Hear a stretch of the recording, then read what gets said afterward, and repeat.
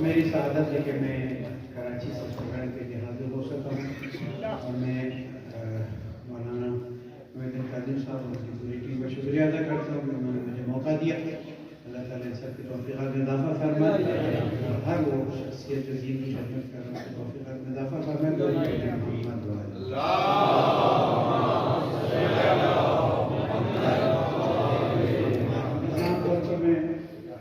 پنجاب والوں سے شکایت نہیں کرتا، ایک محسوس ضرور ہوتا ہے کہ جب تھکے ہوئے ہوتے ہیں تو درود بہت آہستہ پڑھتے ہیں۔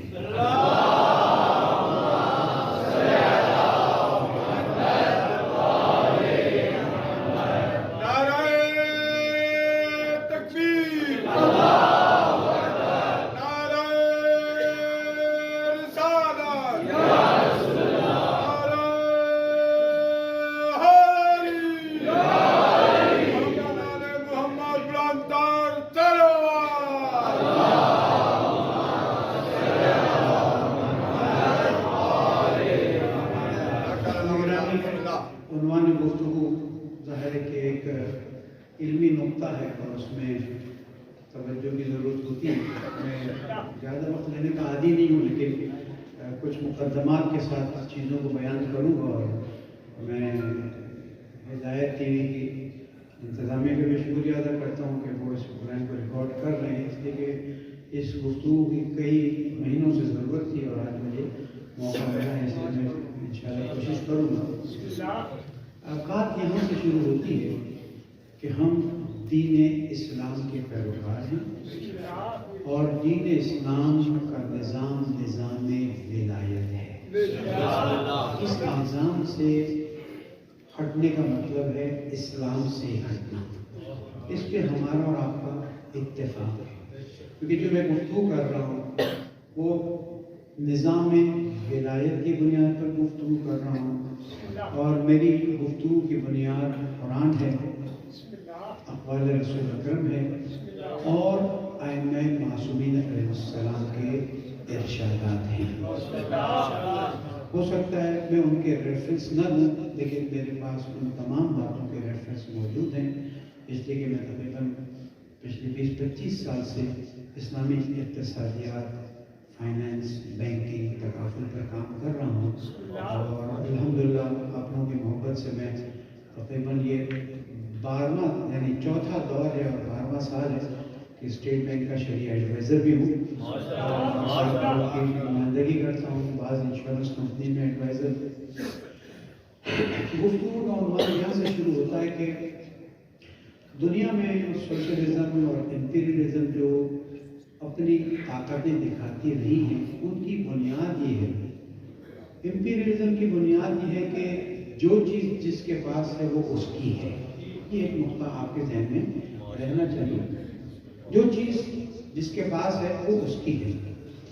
امپیریلزم کا جو عنوان آج بتا رہا ہے کیا حالات ہیں، سوشلزم کا عنوان تھا، اب تو قبرستان میں ملتا ہے تاریخ میں، کہ جو چیز ہے وہ حکومت کی ہے اور ذاتی کوئی ملکیت نہیں۔ اسلام بتفصیل اہل بیت علیہ السلام کا عنوان یہ ہے، وَلِلَّهِ مَا فِي السَّمَاوَاتِ وَمَا فِي الْأَرْضِ، جو کچھ آسمانوں میں ہے اور جو کچھ زمینوں میں ہے، یہ صرف اور صرف اللہ سبحانہ و تعالیٰ کا ہے۔ اگر اس کو ہم نے ذہن نشین کر لیا تو آگے کی ساری چیزیں ہمارے لیے آسان ہو جاتی ہیں۔ ہم یہ سمجھتے ہیں کہ ہم محنت کرتے ہیں، اس محنت سے جو ہمیں ملتا ہے وہ ہماری ملکیت ہے۔ ملکیت وہ ہوتی ہے کہ جو انسان پورا اختیار اس پر رکھتا ہو اور کوئی اور اختیار نہ رکھتا ہو کہ اس سے چھین لے۔ پھر سے عرض کروں، مجھے معلوم ہے گہرائی کی بات ہے، توجہ اور جوانوں کو دیکھ کر اور اچھا لگ رہا ہے کہ وہ بہتر سمجھیں، لیکن ملکیت کا مطلب یہ ہے کہ یہ جو انگوٹھی ہے اس پر میرا پورا اختیار ہے اور کوئی مجھ سے چھیننے کا اختیار نہیں رکھتا۔ ہمارے ہاں ہے کہ یہ میرے پاس ہے، ملکیت اللہ سبحانہ و تعالیٰ کی، جب چاہے جیسے چاہے وہ لے بھی سکتا ہے اور حکم بھی دے سکتا ہے کہ اسے واپس دے۔ جب ہم اللہ تعالیٰ کی ملکیت کو مان لیتے ہیں تو پھر اللہ تعالیٰ فرماتا ہے کہ دیکھو وَأَنفِقُوا مِمَّا رَزَقْنَاكُمْ، اگر سورہ منافقون کی آخری آیات کی طرف توجہ کریں، وَأَنفِقُوا مِمَّا رَزَقْنَاكُمْ، اور جگہوں پہ بھی آیا ہے لیکن یہاں پر ذرا سمجھنے میں آسانی ہوگی، وَأَنفِقُوا مِمَّا رَزَقْنَاكُمْ مِن قَبْلِ أَن يَأْتِيَ أَحَدَكُمُ الْمَوْتُ، آگے کی بات ابھی، اس سے پہلے کہ موت آئے جو میں نے تمہیں دیا ہے وہ تم اللہ کی راہ میں خرچ کرو، یعنی دیا وہ میں نے، جب تک تمہاری سانس ہے تب تک تمہاری ملکیت ہے، جہاں تمہاری سانس بند ہونا شروع ہوئی وہاں سے میں ملکیت بدلنا شروع کر دیتا ہوں۔ فتویٰ ہے کہ انسان اگر اپنی موت کے آثار دیکھ کر اپنا مال کسی کو بخش دے تو وصیت قبول نہیں ہے، صرف 1/3 میں سے استعمال کیا جائے گا، 2/3 وارثوں کو دیا جائے گا۔ مشکل تو نہیں ہوگی میری بات سمجھنے؟ پتہ چلا کہ ہمارا اختیار اس وقت تک ہے کہ جب تک موت کے آثار خطی ظاہر نہ ہو جائے۔ اگر موت کے آثار ظاہر، کیا بتانا چاہ رہا ہوں، مال اللہ سبحانہ وتعالیٰ کا ہے، استعمال کا اختیار اللہ تعالیٰ نے ہمیں دیا ہے، اور اس استعمال کی اختیار میں بھی اللہ تعالیٰ نے فرمایا ہے کہ جہاں جہاں خرچ کرنے کا کہوں وہاں خرچ کر لو، اس کے علاوہ مال تمہارا۔ اب جب ہم سورہ بقرہ کی ابتدائی آیتیں پڑھتے ہیں، بسم اللہ الرحمن الرحیم، الف لام میم، ذالک الکتاب لا ریب فیہ ھدی للمتقین، پہلا عنوان آیا، یہ کتاب ہدایت ہے متقین کے لیے۔ ایک یہ لفظ یاد رکھ لیجیے، الذین، متقین کی تعریف، الذین یؤمنون بالغیب ویقیمون الصلاۃ ومما رزقناہم ينفقون۔ یہ ہدایت متقین کے لیے، تقویٰ کی سادہ تعریف استاد محترم آیت اللہ شیخ محمد حاجی معرفت علی اللہ مقاموں نے بہت ہی سادہ تعریف بتائی۔ اس وقت آپ جب ایک درس میں بیٹھے ہوئے ہیں، اتفاقاً اس میں اتفاق مسجد بھی ہے، نہ کوئی سگریٹ پی رہا ہے، نہ کوئی پان چبا رہا ہے، نہ کوئی خدا نخواستہ ادھر ادھر دیکھ رہا ہے، ساری توجہ بولنے والے پر ہے، یعنی جو بول رہا ہے اس کا آپ احترام کر رہے ہیں، اس کو ایک طرح سے تقویٰ کہا جاتا ہے، محفل کا۔ اللہ تعالیٰ قرآن مجید میں تقویٰ کا جو لفظ استعمال فرماتا ہے وہ صرف اس معنی میں استعمال کرتا ہے جو ہماری سمجھ میں آئی ہے، کہ وہ لوگ کہ جو اللہ کا احترام کرتے ہیں۔ بہت سے معنی کیے گئے تقویٰ کے، میں اس میں نہیں جاتا، میرے پاس ٹائم نہیں۔ ذالک الکتاب لا ریب فیہ ھدی للمتقین، اب یہاں پر متقین کی جگہ جو اللہ کا احترام کرتے ہیں۔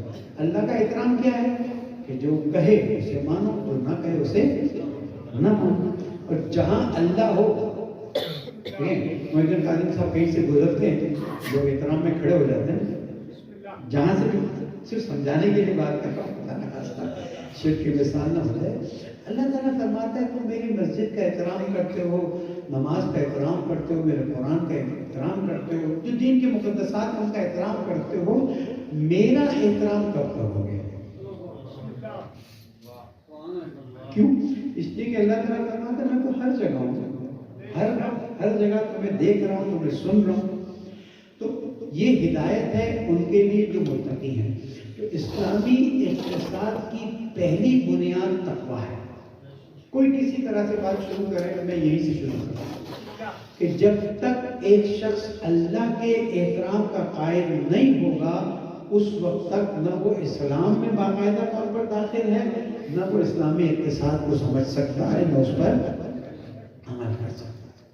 اور تقویٰ کی بنیادوں میں ایک بنیاد یہ ہے کہ ہر چیز ما فی السماوات و ما فی الارض، جو کچھ زمین میں ہے، جو کچھ آسمانوں میں، سب کچھ اللہ۔ یہاں اگر آپ کو بات سمجھ آ گئی تو پھر اللہ تعالیٰ فرماتا ہے وہ ہیں جو الذین یؤمنون بالغیب، تم نے دیکھا نہیں اللہ کو، اس پر ایمان لیا ہے، وَيُقِیمُونَ الصَّلَاةَ، اور نماز بھی پڑھنے لگے۔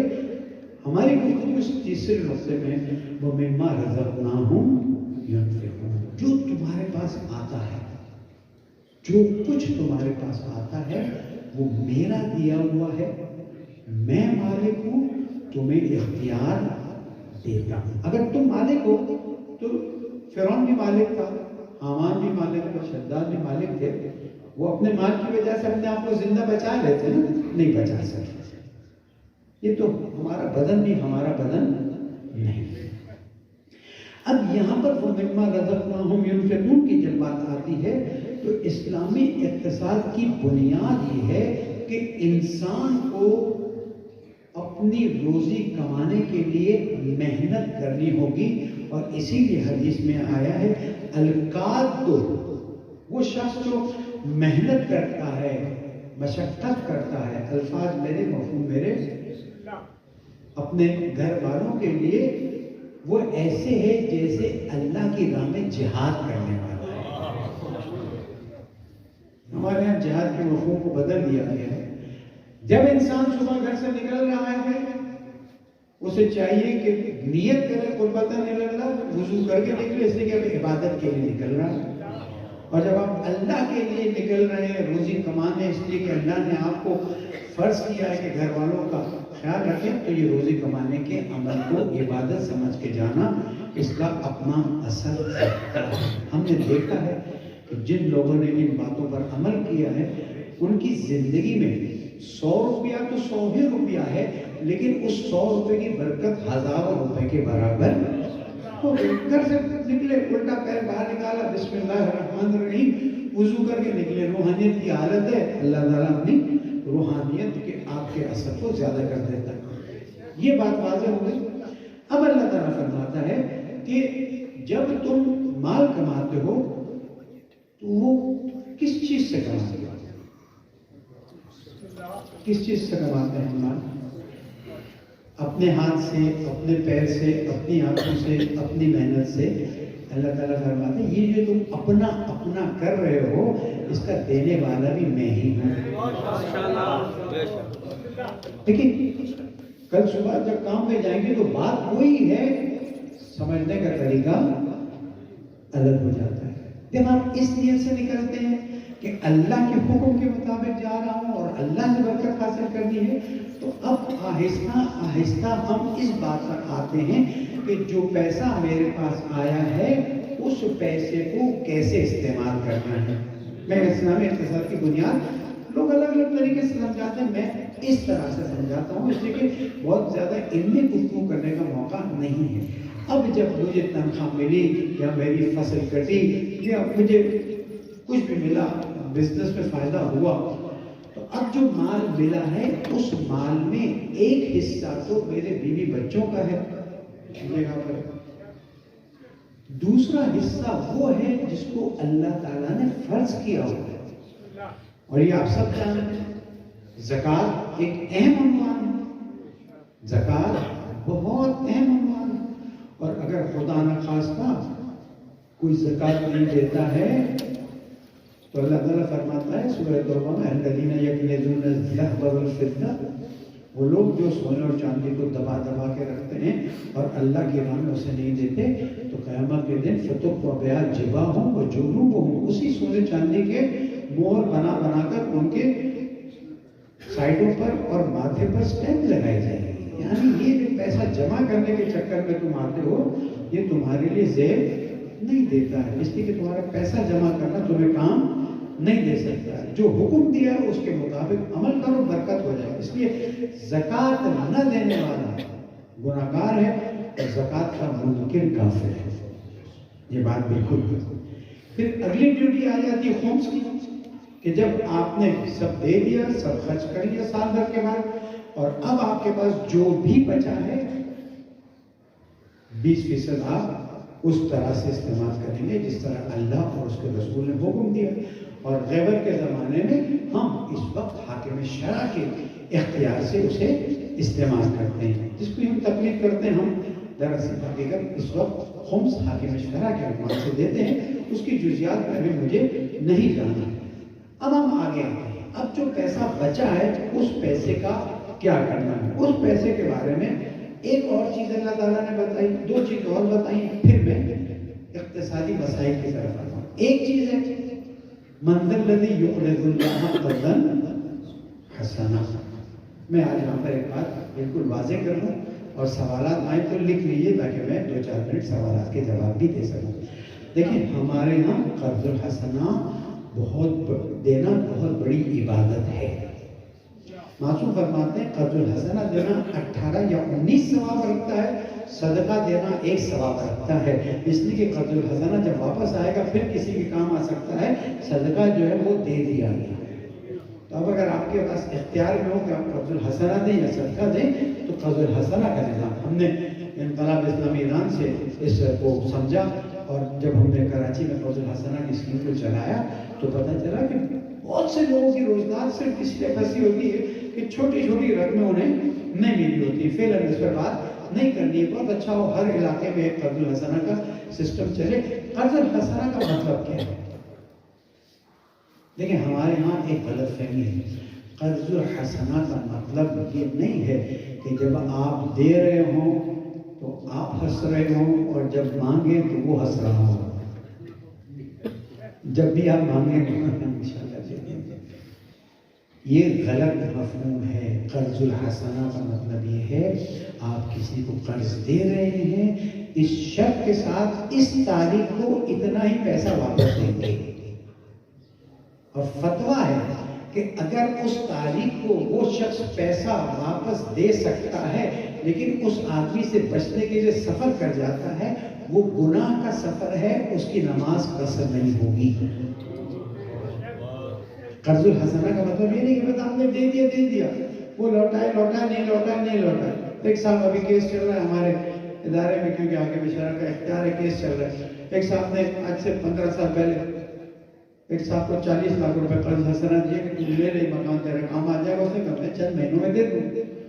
جب اس سے مانگنا شروع کیا سال بھر بعد، اس نے کہا دیکھو تم نے قرض الحسنہ دیا تھا، اب واپس مانگ، میں دے سکوں گا یا دینا چاہوں گا تو دوں گا، نہیں دے سکوں گا یا نہیں دینا چاہوں تو نہیں دوں گا. جب ہمارے پاس کیس کرنے کا قرض الحسنہ کا مطلب قطعاً یہ نہیں ہے کہ آپ دے سکے تو دیں. ہاں نہیں دے سکتے ہیں تو آپ آگے بیٹھے بات کریں اس سے کہ میری صورتحال یہ نہیں ہے. وہ 40 لاکھ کا فلیٹ آج 2.5 کروڑ کا ہے لیکن وہ واپس نہیں دے. یہ نقطہ یاد رکھیے، یہ غلط فہمی دور کیجیے. اور خوش نصیب ہے وہ شخص جو قرض الحسنہ دیتے ہیں. جیسے کہ معصوم فرماتے ہیں کہ جب تم قرض الحسنہ کسی مومن کو دیتے ہو تو در حقیقت وہ تم اللہ کو دے رہے ہو. اس کا ثواب اتنا ہے آپ تصور نہیں کر سکتے. لیکن کیونکہ میری گفتگو کا عنوان ذرا آگے بڑھنا ہے اور آج کے کچھ مسائل بتانے ہیں. دوسری چیز ہے صدقہ. صدقے 2 قسم کے ہیں، ایک واجب صدقہ ہے، ایک مستحب صدقہ ہے. واجب صدقہ ہم زکوٰۃ کے عنوان میں استعمال کرتے ہیں جو غیر سید کو نہیں دے سکتے. جیسے فطرہ ہے، یہ بھی زکوٰۃ کی ایک قسم ہے. غیر سید کو نہیں دے سکتے ہیں. اور صدقے کے ابواب میں اتنی حدیثیں آئی ہیں کہ ایک پورے دن کا سیشن چلے کہ صدقے کے کتنے ثواب ہیں. یاد رکھیے گا. معصوم فرماتے ہیں، میں خلاصہ دیتا ہوں، اپنی بیماریوں کا علاج صدقے سے کرو، اپنی موت کا علاج صدقے سے کرو، حادثات کا علاج صدقے سے کرو، مصیبت کا علاج صدقے سے کرو. اتنا آیا ہے کہ انسان کوشش کرے کہ ہر وقت کچھ نہ کچھ اللہ کی راہ میں صدقہ دیتا رہے تاکہ کسی طرح سے اس سے وہ بلائیں مصیبتیں دور ہو جائیں. حتیٰ آیا ہے کہ جو آپ اپنی بیوی بچوں کو دیتے ہیں اللہ کی رضایت کی خاطر، اسے بھی ایک طرح سے اللہ تعالیٰ صدقہ حساب کرتا ہے اور آپ کو اس کا ثواب دیتا ہے. درود پڑھنے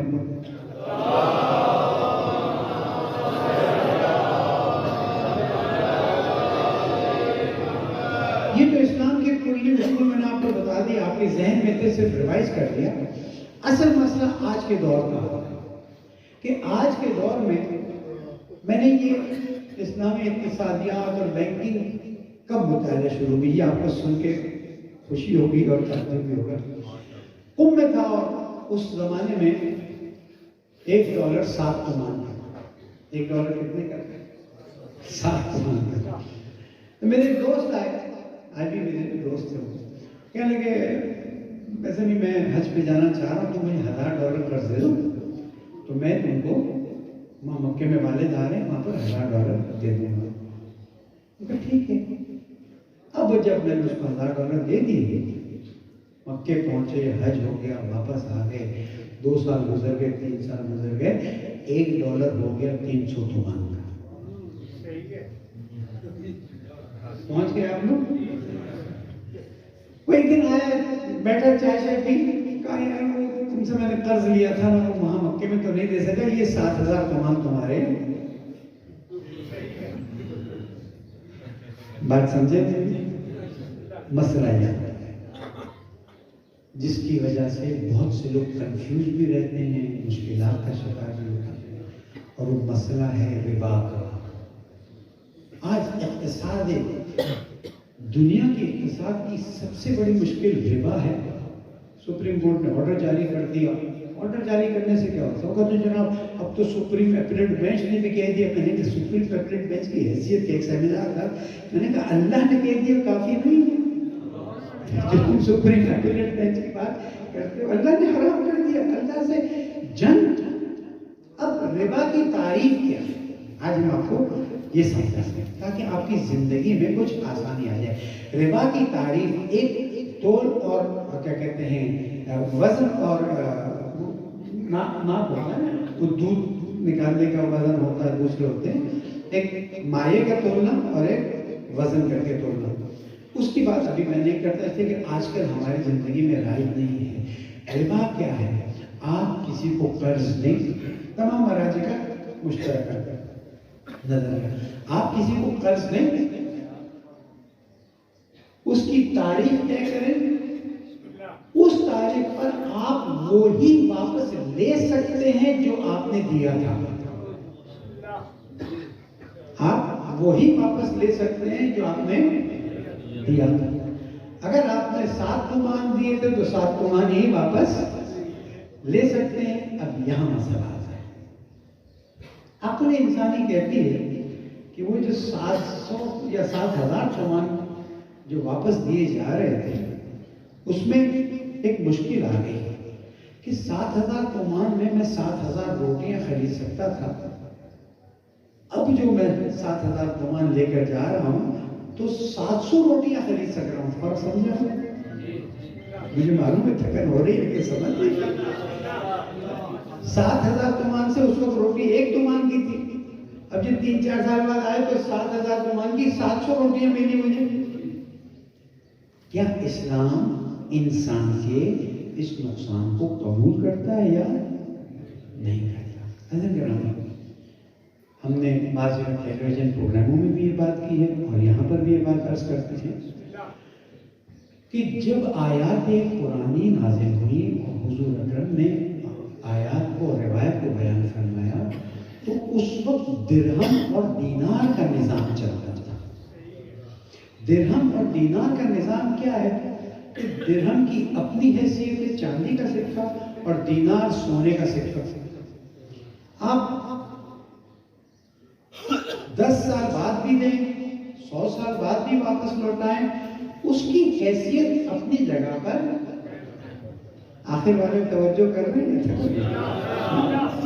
اس کی حیثیت اپنی جگہ پر باقی رہتی ہے. ہم مثال بدل لیتے ہیں.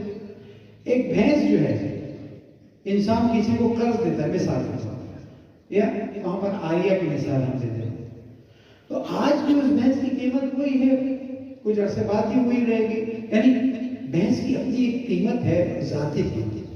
لیکن یہ جو کرنسی نوٹ ہے نا ہمارے پاس، اچھا ہوتا ہے، یہ کرنسی نوٹ جو ہے نا، اس کی حیثیت کچھ اور ہے. 50 روپے کا نوٹ ہے نا، یہ خود دیکھیں، سونے کے درہم، چاندی کے درہم، بھینس، گاڑی، پانی، ان کی اپنی قیمت ہے. اس کو جب آپ آئندہ کھول کے دیکھیں گے تو اس پہ ایک جملہ لکھا ہوا ہے کہ حامل ہادہ کو مطالبے پر 50 روپیہ ادا کیا جائے گا۔ آج اگر یہ چیز سمجھ کے گئے تو آپ کے ذہن میں بہت سے کنفیوژنس دور ہو جائیں گے، بینکنگ سسٹم کے بہت سے مسائل آپ کے لیے حل ہو جائیں گے۔ یہ کیوں لکھا ہے؟ اس لیے لکھا ہے کہ یہ 50 روپے یہ مساوی ہیں کسی قیمت خرید کے، ٹھیک، یہ مساوی کسی قیمت خرید کی۔ آج اس سے ایک پانی کی بوتل آ جاتی ہے، دسمبر میں اس نوٹ سے ایک پانی کی بوتل کیوں نہیں آئے گی؟ یا تو پانی کی بوتل کی قیمت گری ہے یا اس کی خریدنے کی طاقت۔ اگر اس کی خریدنے کی طاقت گری ہے تو اب یہاں سے سیدھا بینک چلتے ہیں کہ جب میں بینک میں 1 جنوری کو 1 لاکھ روپے رکھواتا ہوں تو اس وقت میں بینک سے مثال کے طور پر 2 لاکھ پانی کی بوتل خرید سکتا ہوں۔ لیکن 31 دسمبر 1 سال کے بعد جب میں پانی کی بوتل خریدنے جاتا ہوں تو اب 2 لاکھ کے بجائے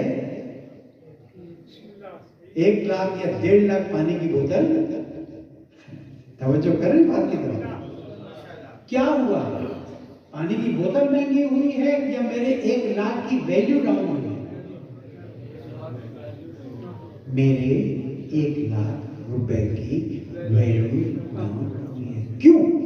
اس لیے کہ حکومتیں جب کمزور ہوتی ہیں اور ان کے پاس جو کرنسی نوٹ کا پشتوانہ ہوتا ہے، جو بیکنگ ہوتی ہے، وہ کم ہوتی جاتی ہے۔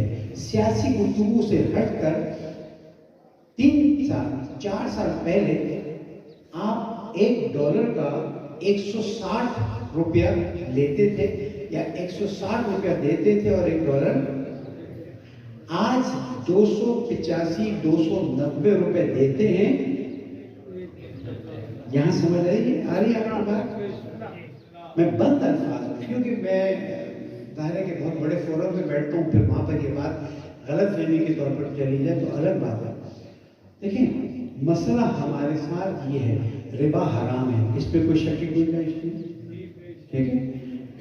جس نے بھی ربا لیا یا دیا اس نے اللہ سے فَأَذَنُوا بِحَرْبٍ مِّنَ اللَّهِ وَرَسُولِهِ، اللہ اور اس کے رسول سے جنگ کا اعلان ہے، یا اپنی ماں سے نعوذ باللہ خانہ کعبہ میں جو چیز آئی ہے۔ لیکن مشکل کہاں پھنسی ہوئی ہے؟ مشکل یہاں پھنسی ہوئی ہے کہ میں 1 لاکھ روپیہ کسی کو قرض دیتا ہوں، 1 سال بعد یا 6 مہینے بعد واپس دیتا ہے، اور وہ 1 لاکھ نہیں ہے، وہ کیا ہے؟ اس سے کم ہے۔ اگر میں نے 5 سال پہلے 1,50,60,000 روپے میں $1,000 کسی کو قرض دیا ہوگا، آج وہ میرے پاس واپس آتا اور مجھے $1,000 ریٹرن کرتا ہے، واپس کرتا، تو مجھے یہ بتائیے مجھے کتنا فرق پڑ جاتا؟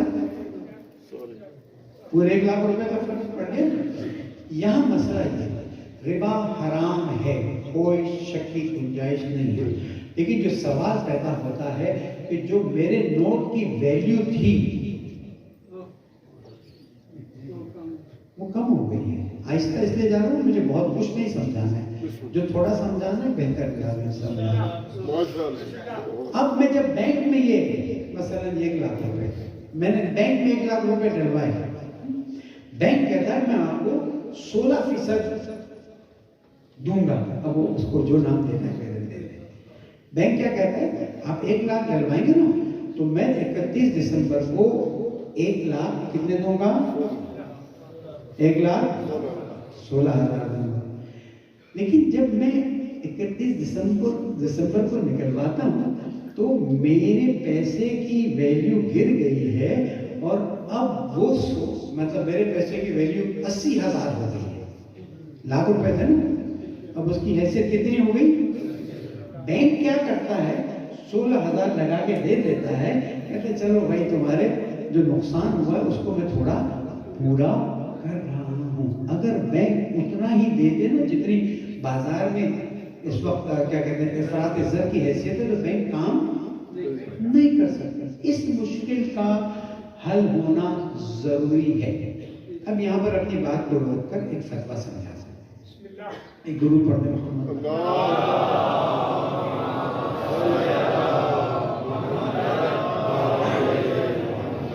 کیا بینک میں پیسے رکھوائیں تو اس پہ جو اضافی ملتا ہے وہ لے سکتے ہیں یا یہ مسئلہ ایسا ہے جو آج سب کے ذہن میں ہے. مراجع نظام فرماتے ہیں. میں آپ کو ایک مثال دیتا ہوں. ایک صاحب کو کسی نے کہہ دیا کہ بینک میں پیسے ڈلواؤ گے تو سارا حرام کا ہو جائے گا. 32 لاکھ روپے اس کی پینشن آئی. اس نے اپنی بیوی سے کہا اس کو تھیلے میں بند کرو, بند کر کے ریفریجریٹر ڈیپ فریزر میں گوشت کے پیکٹوں کے نیچے دبا دیا. کب سے ضرورت ہوگی نکالیں گے اور چلے گئے زیارت پر. جب واپس آئے تو ظاہر بجلی تو ہوتی نہیں تھی, جتنا کچھ فریج میں تھا سب سڑ گیا. تو ظاہر بیگم کو تو یاد نہیں رہا کہ کیا ہوا کیا نہیں ہوا. بیگم نے سارا اٹھا کے. کیا اسلام اس بات کی اجازت دیتا ہے کہ آپ اپنے پیسے کا نقصان کریں؟ آگے والے تو بتا رہے ہیں, پیچھے والوں کو شک ہے. میں تو ایسے گفتگو کرتا ہوں, اللہ چاہتا ہے. یاد رکھیے اسلام آپ کو حکم دیتا ہے اپنے پیسوں کی حفاظت کر. 2-4-5 لاکھ انسان اگر گھر میں رکھ بھی اگر کسی کے پاس ہے تو اس کے چوری ہونے کا ڈر بہت زیادہ ہوتا ہے. اب یا تو بینک میں رکھوائے یا چوری ہونے کا جو ڈر ہے. مراجع نے یہ فتویٰ دیا ہے کہ اگر آپ اپنے پیسوں کی حفاظت کے لیے بینک میں رکھواتے ہیں اور آپ اس سے شرط نہیں کرتے کہ اتنا فیصد دو گے تو رکھواؤں گا ورنہ بغیر شرط کے اگر آپ پیسے رکھواتے ہیں تو آپ کے لیے پیسہ رکھوانا بھی جائز ہے. اب جملہ سنیے, توجہ ہے. اب اگر بینک کچھ اضافی دیتا ہے تو لے سکتے ہیں, مانگنے کی اجازت. اب آ جائیے آپ کی روز کی زندگی میں. میرا ایک دوست آتا ہے میرے پاس مثال کے طور پر, وہ کہتا ہے میسا صاحب ایک 5 لاکھ روپے قرض دے دیجیے, میں آپ کو 1 مہینے کے اندر واپس لوٹاؤں گا. یہاں پر مستحب ہے کہ جب وہ 5 لاکھ واپس لوٹائے, کیا ہے کیا ہے مستحب ہے, ثواب. مستحب کسے کہتے ہیں کہ جو شعبان میں روزے رکھنے ہیں جو واجب نہیں وہ کیا ہیں. اللہ آپ کو توفیق دے. یہ مستحب ہے کہ جب وہ 5 لاکھ روپے واپس لائے تو کچھ اضافی واپس لوٹائے.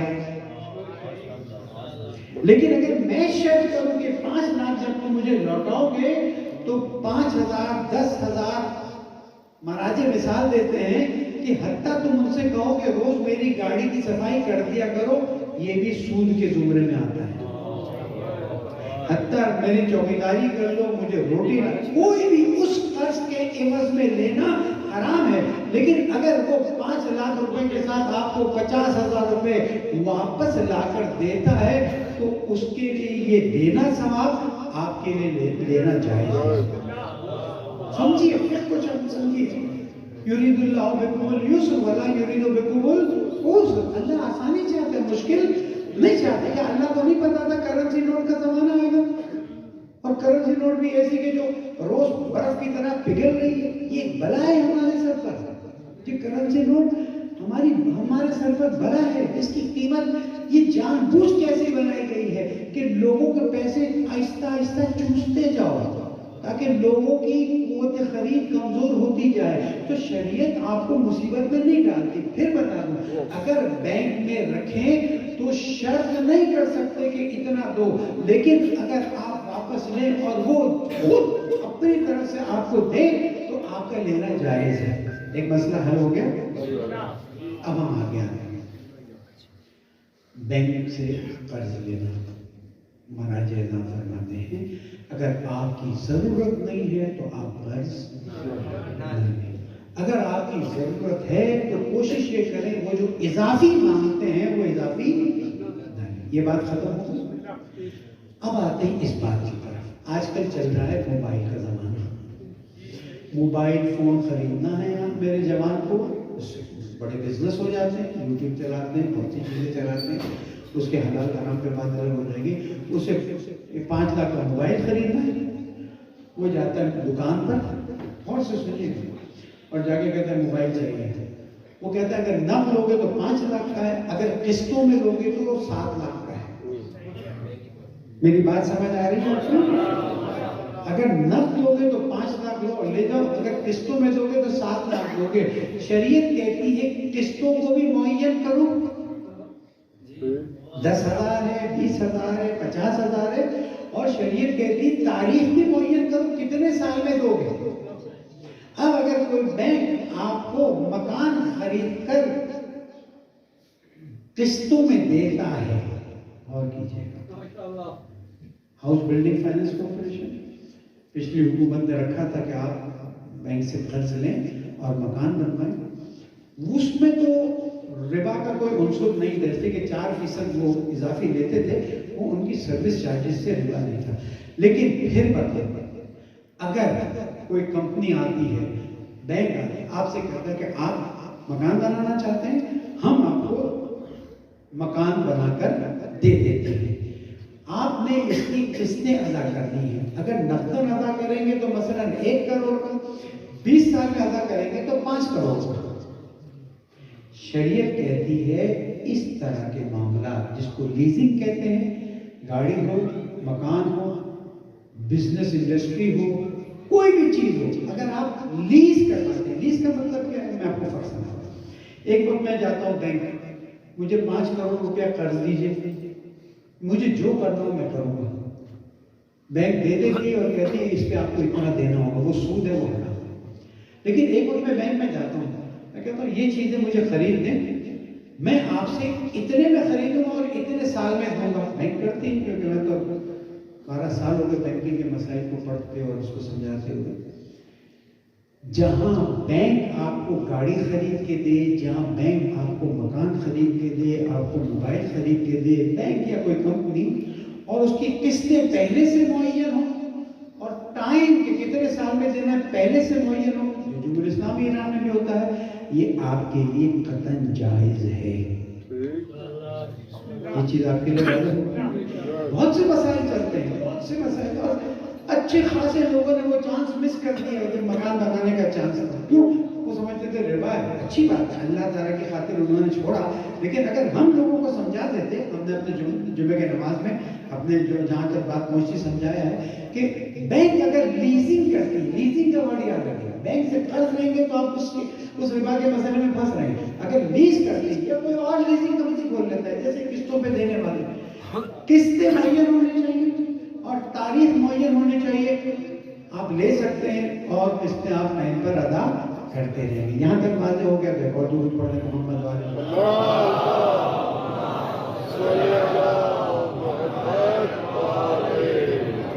اس کے بعد ہم آتے ہیں اسلامک بینکنگ کی طرف. تو اسلامک بینکنگ میں تو خود ہی بہت سی چیزیں انہوں نے اس طرح سے کر دی کہ وہ سود کا کوئی سسٹم نہ ہو اور آپ آرام سے اسلامک بینکنگ میں آگے بڑھیں اور کوئی مشکل نہیں ہے. بعض ابھی چھوٹی چھوٹی مشکلات باقی ہیں جو اشکالات اس میں ہیں، اس کو حل کرنے کی کوشش کر رہے ہیں. آگے آتے ہیں کریڈٹ کارڈ کا استعمال. ایک کریڈٹ کارڈ اور ڈیبٹ کارڈ استعمال کرنا جائز ہے، صرف آپ اس نیت سے پیسے نکلوائیں کہ میں اس کی جو ڈیٹ ہے اس کے بعد قسطوں میں ادا کروں گا اور آپ پر فائن لگے گا. وہاں پر پھر ربا کا عنصر آ سکتا ہے. اس لیے کریڈٹ کارڈ ڈیبٹ کارڈ استعمال کریں. ڈیبٹ کارڈ میں پیسے ہی پہلے نکال جاتے، کریڈٹ کارڈ استعمال کریں تو آپ کو وقت کے اندر پیسے جمع کرا دینے چاہیے تاکہ وہ بعد میں آپ سے سود نہ لے. ایک اور نقطہ، کرپٹو کرنسی آ گئی اور میرے بہت سے جوانوں نے اس میں کھیلا ہے اور آج بہت نقصان اٹھا چکے ہیں. میں سالوں سے اپنے جوانوں پہ بتاتا رہا ہوں اور اگر میرے جوان کوشش کریں میرے جمعے کا خطبہ سن لیا کریں، کم از کم دوسرا حصہ سن لیں تو میں اپڈیٹ دیتا ہوں. حال ہی میں یہ جو بٹ کوائن تھا، اکثر تو ظاہر نہیں جانتے، لیکن جو آج کل انٹرنیٹ کی کرنسی آئی ہے اس کو کہتے ہیں کرپٹو کرنسی، اور اس میں بٹ کوائن بھی. یہ بٹ کوائن ایسی گری ہے کہ 60,000 کا ایک کوائن کا $22,000 میں آ کے رکا ہے. شریعت کے لحاظ سے فقہا کے لحاظ سے جس ملک کا قانون اجازت دے اس ملک میں آپ اسے خرید اور بیچ سکتے ہیں، اور اگر قانون اجازت نہ دے تو قانون کی مخالفت جائز نہیں۔ یہاں واضح ہو گئی بات۔ اب میں نصیحت کرتا ہوں کہ خدا را فعلاً کرپٹو کرنسی میں پیسے نہ ڈالیں، لوگوں کے اربوں ڈالر ڈوب گئے ہیں، اور آپ ان لوگوں کو نہیں پکڑ سکتے ہیں کہ جو آپ کا پیسہ لے کر بھاگ سکتے ہیں۔ ٹرکی میں ایک شخص نے $200 ملین چھپ کر کے صاف کر دیا، ہمارے نوجوانوں کو بہکایا جاتا ہے۔ اگلی بات یہاں تک بھی واضح ہے۔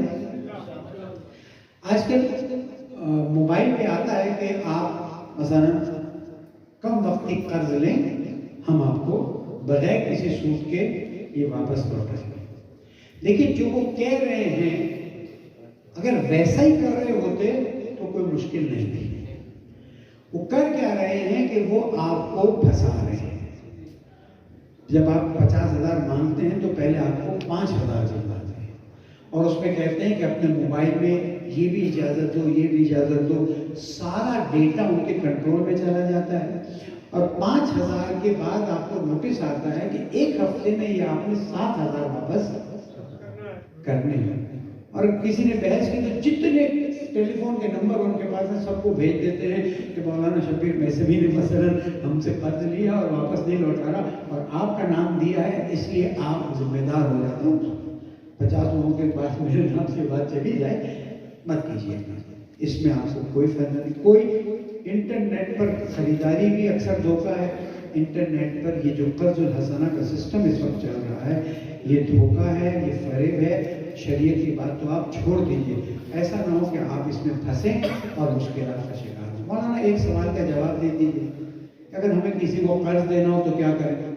دیکھیں، اگر آپ بہت صاحب استطاعت ہیں تو اللہ کے نام پر پیسے دیں، اسی کی برکت دینے والا اللہ ہے، اور جب آپ قرض حسنہ دیتے ہیں تو اللہ تعالیٰ اتنا خوش ہوتا ہے، کیوں؟ جب مومن خوش ہوتا ہے تو اللہ خوش ہوتا ہے۔ یہ تو بات ختم ہو گئی۔ اگر آپ صاحب حیثیت نہیں کی طرح دل کھول کے دے سکیں تو آپ سونا خریدیں، اس کو دے دیں، 1 تولہ سونا، 2 تولہ سونا، اور آپ اس سے کہیں واپسی میں بھی مجھے یہی سونا واپس کریں، نہ سود لیا نہ سود دیا۔ یا کسی اور غیر ملکی کرنسی میں، لیکن اس میں بھی آج کل اتنا نقصان ہو رہا ہے کہ آپ سوچ نہیں سکتے۔ اس لیے سب سے بہترین چیز یہ ہے کہ آپ سونا دیں، سونا واپس لیں، اس کی ضرورت بھی پوری ہو جائے گی، آپ کو بھی نقصان نہیں ہوگا۔ یہ جو سود لینے جاتے ہیں نا، بات سود پہ قرض لیتے ہیں، ان کی زندگیاں تباہ ہو جاتی ہیں۔ سود حرام ہے ہی اس لیے کہ سود دینے والا جو ہے وہ صرف اس پر بڑھاتا جاتا ہے اور لوگوں کی زندگیوں کو خراب کرتا جاتا ہے۔ اس لیے میں درخواست کروں گا کہ کچھ بھی ہو جائے، وہ جو ساہوکار سود پہ قرض دینے والے ہیں، اولاً آپ اللہ سے جنگ کر رہے ہیں، استغفر اللہ ربی واتوب الیہ، اور ثانیاً آپ اپنے آپ کو ایسے مسئلے میں پھنسا رہے ہیں جس سے نکلنے کا کوئی راستہ نہیں ہے۔ اللہ تعالیٰ آپ کی توفیقات میں اضافہ فرمائے۔ انشاءاللہ قومی مسائل پر گفتگو رہے گی اور ہوتی رہے گی۔ میں آج اس اجتماع کے ذریعے ان جگہوں پر جہاں پر مجھے پروگراموں میں جانا تھا اور قائد ملت جعفریہ نے مجھے حکم دیا تھا کہ الیکشن کی تیاریوں میں آپ ابھی نہیں جا سکتے، آج کی اجازت مل گئی تھی، کل کی بھی اجازت نہیں ملی تھی، تو میں ان تمام مدارس اور تمام پروگرام کرنے والوں سے آج یہاں پر رسمی طور پر معذرت خواہ ہوں، کوتاہی نہیں ہوئی ہے، صرف حکم قائد محترم کی وجہ سے میں نہیں آ سکا ہوں۔ امید ہے انشاءاللہ مجھے معاف کریں گے اللہ تعالیٰ۔ قائد ملت جعفریہ آیت اللہ سے صاحب، تمام علماء کرام، مولانا قادر صاحب، مولانا مظہر صاحب، باقی علماء، مولانا تحسین بھائی، اور جو قوم کی خدمت کر رہے ہیں، توفیق میں اضافہ فرمائے، ہم سب کو مل کر پاکستان کو بہتر بنانے میں مدد فرمائے اور زمانے کے امام کے ظہور میں تعجیل فرمائے۔ ایک درود پڑھتے ہیں محمد وعلی محمد۔